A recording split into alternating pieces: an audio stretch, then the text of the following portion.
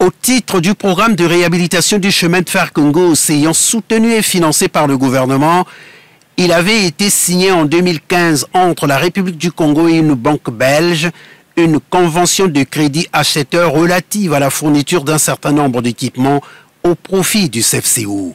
La livraison de ces 4 premières locomotives en est la suite logique.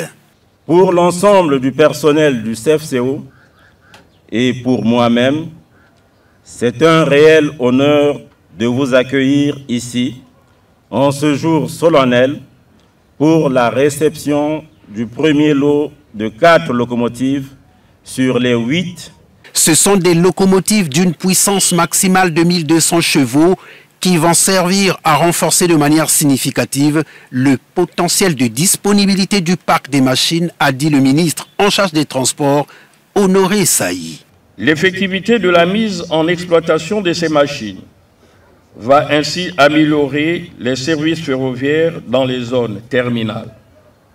Elle va garantir une meilleure rotation des ressources matérielles et générer à l'entreprise un plus de recettes financières. Après avoir procédé à la coupure du ruban symbolique, le Premier ministre a dit que par cet acte, nous venons de répondre à une orientation du président de la République contenue dans la feuille de route qu'il nous a prescrite. Le plus long voyage commence par le premier pas.